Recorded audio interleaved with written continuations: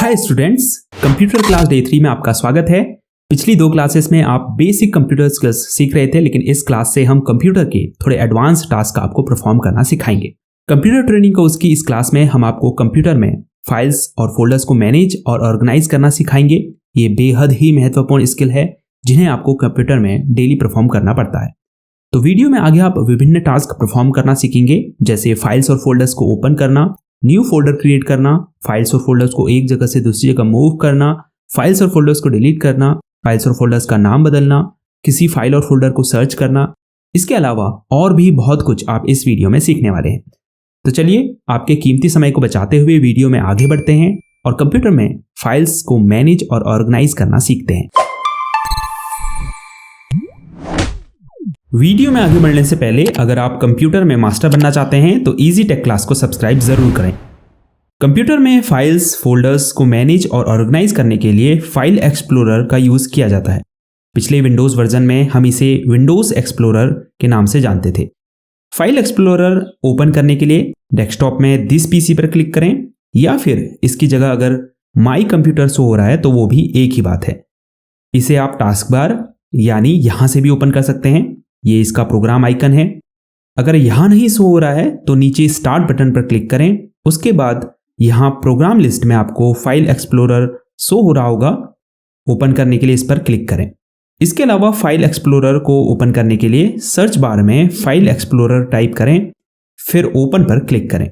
वैसे सबसे आसान तरीका यह है कि आप शॉर्टकट की का उपयोग करें। उसके लिए कीबोर्ड में विंडोज+E की को साथ में दबाएं। ओपन होने के बाद फाइल एक्सप्लोरर इस तरह से दिखाई देता है। पहली बार में देखेंगे तो बिल्कुल समझ में नहीं आएगा, लेकिन अभी मैं आपको इसकी एक एक चीज अच्छे से समझा देता हूं। लेफ्ट साइड में सबसे ऊपर ये जो एरिया आपको दिखाई दे रहा है, इसे टूल बार कहते हैं। इस छोटे से डाउन एरो पर अगर आप क्लिक करेंगे तो आप इस टूल बार को कस्टमाइज कर पाएंगे। जैसे अनडू, रीडू, डिलीट और अन्य बटन को आप यहां ऐड और रिमूव कर सकते हैं। उसके बाद ये पूरा एरिया रिबन कहलाता है, जिसमें सबसे ऊपर कुछ टैब्स हैं जैसे फाइल, होम, शेयर और व्यू। प्रत्येक टैब के अंदर आपको डिफरेंट ऑप्शंस देखने को मिलेंगे। होम टैब के अंदर जैसे फाइल्स को एक लोकेशन से दूसरी जगह मूव करने के लिए मूव टू ऑप्शन है, फाइल को डिलीट, रीनेम करने के लिए ऑप्शन है, न्यू फोल्डर क्रिएट करने के लिए ऑप्शन है। ऐसे ही हर टैब में कई सारे ऑप्शंस आपको देखने को मिलेंगे। आप ऊपर राइट साइड में इस अप एरो पर क्लिक करके रिबन को हाइड कर सकते हैं और दोबारा इस पर क्लिक करेंगे तो ये फिर से शो हो जाएगा।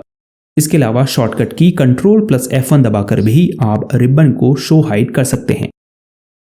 ये बैक बटन है जिससे आप पेजेस में पीछे जाते हैं। जैसे मैं दिस पीसी पर अगर क्लिक करूं, फिर OS में क्लिक करूं, फिर ड्राइवर के फोल्डर को खोलूं तो मैं बैक बटन से पीछे के पेजेस में वापस जा सकता हूं।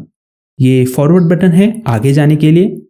जैसे मैं पेजेस में पीछे आ गया हूं तो वापस आगे जाने के लिए फॉरवर्ड बटन दबाना होगा। अब ये छोटा सा डाउन बटन आपको दिखाई दे रहा है, इस पर क्लिक करके आप रिसेंट लोकेशन पर जा सकते हैं। जैसे हम अभी ड्राइवर्स, OS और दिस पीसी में गए थे तो यहां पर हमें रिसेंट विजिट लोकेशन शो कर रहा है। इसके ठीक नेक्स्ट में अप टू एरो है, जिस पर क्लिक करके आप फोल्डर हायरार्की में एक लेवल अप मूव कर सकते हैं। जैसे मैं यहां चला जाता हूं, ठीक है। अब जैसे ही मैं अप टू एरो को दबाऊंगा तो मैं फोल्डर हायरार्की में एक लेवल ऊपर जाऊंगा। इससे आप ये भी पता कर सकते हैं कि जो फाइल आपने ओपन की है वो किस फोल्डर के अंदर है और वो फोल्डर किस फोल्डर के अंदर है। हालांकि आप एड्रेस बार से भी ये काम कर सकते हैं। जैसे मुझे पीछे के फोल्डर्स में जाना है तो मैं क्रोम पर क्लिक कर सकता हूं, या गूगल में क्लिक कर सकता हूं, या बिल्कुल पीछे जाने के लिए दिस पीसी पर क्लिक कर सकता हूं। अप टू और बैक एरो का यूज कुछ सिमिलर है, बट बैक एरो का यूज आप तभी कर पाएंगे जब आप पेजेस में आगे आए होंगे। जबकि कितने भी सब फोल्डर्स अंदर की फाइल को आपने ओपन किया हो, आप अप टू एरो का यूज करके फोल्डर हायरार्की में ऊपर की तरफ मूव कर पाएंगे।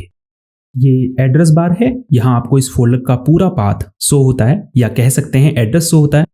इससे पता चलता है कि ये फाइल या फोल्डर फाइल एक्सप्लोरर में कहां सेव है।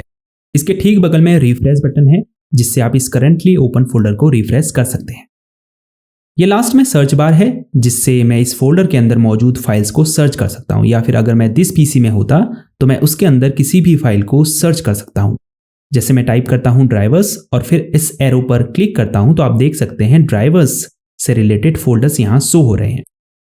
अब मैं इस पर क्लिक करके सीधे इस फोल्डर को ओपन कर सकता हूं।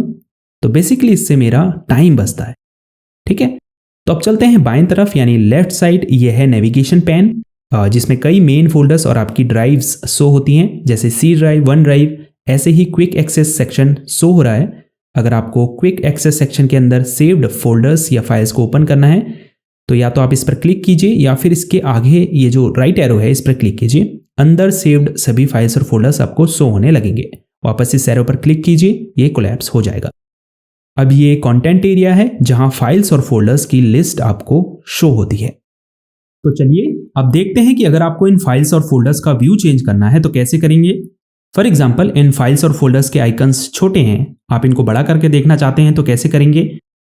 सबसे पहले यहां ऊपर व्यू टैब पर क्लिक करेंगे, फिर लेआउट ग्रुप के अंदर आपको एक्स्ट्रा लार्ज आइकन और मीडियम आइकन वगैरह ऑप्शंस दिख रहे होंगे।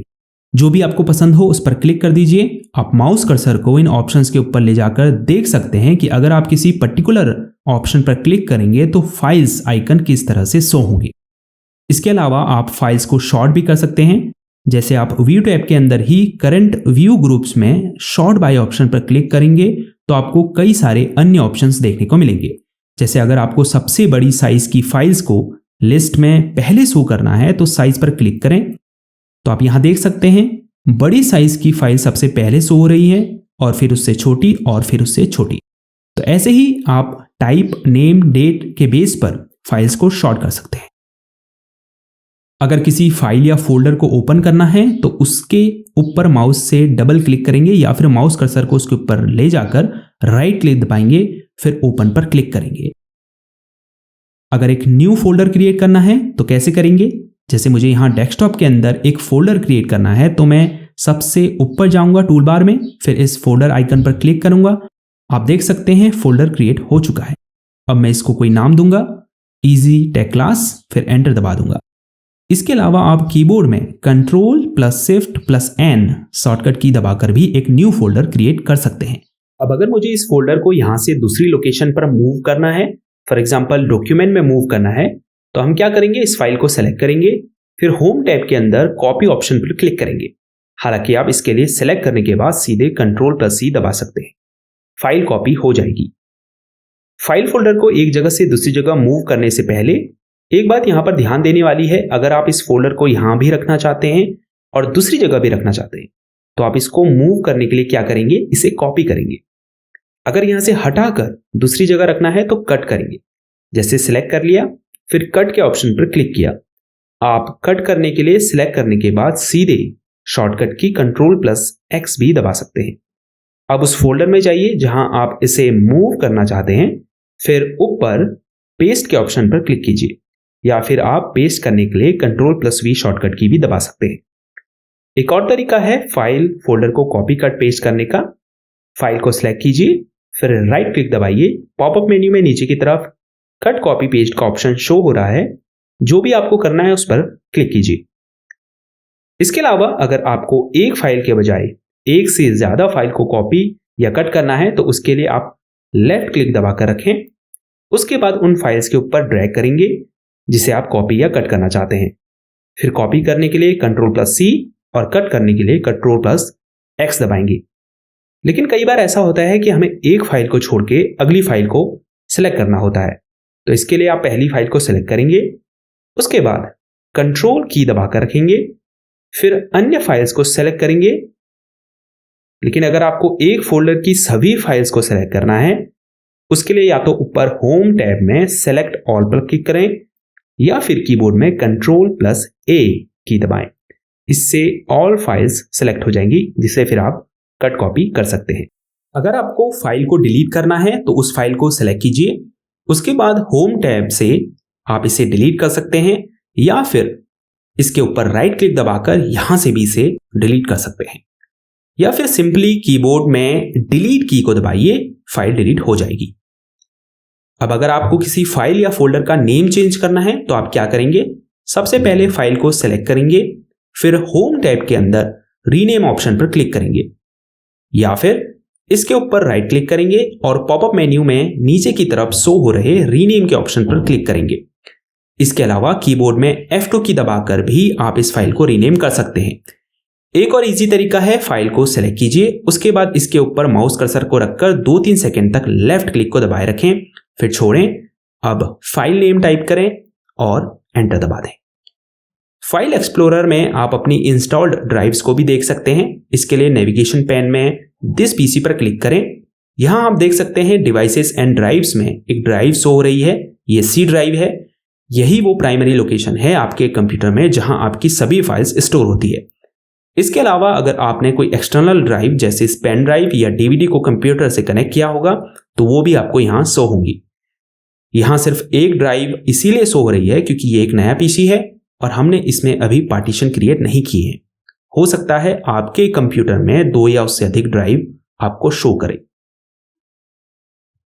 तो डे 3 की कंप्यूटर क्लास में इतना ही काफी है। आज आपने कंप्यूटर में फाइल्स और फोल्डर्स को मैनेज और ऑर्गेनाइज करना सीखा। हमें खुशी है कि आप इस कंप्यूटर ट्रेनिंग कोर्स की वीडियो सीरीज को देखकर धीरे धीरे कंप्यूटर चलाने में एक्सपर्ट बन रहे हैं। हमसे सीखने का आपका ये एक्सपीरियंस कैसा है हमारे साथ ज़रूर शेयर करें। अगर कोई चीज़ नहीं समझ आती है तो कमेंट में हमें बताएं, मैं उसका सल्यूशन आपको ज़रूर दूंगा। अगर कोई सुझाव हो तो वो भी हमें कमेंट में ज़रूर शेयर करें। और हाँ, वीडियो को लाइक करना और चैनल को सब्सक्राइब करना बिल्कुल ना भूलें, क्योंकि यही चीज़ें हैं जो हमें बताती है कि वीडियो से आपको सीख रहे हैं और हमें आपके लिए और बेहतर वीडियोस बनानी चाहिए। तो मिलते हैं कंप्यूटर क्लास डे 4 में। अपना ख्याल रखिएगा। तब तक के लिए गुड बाय।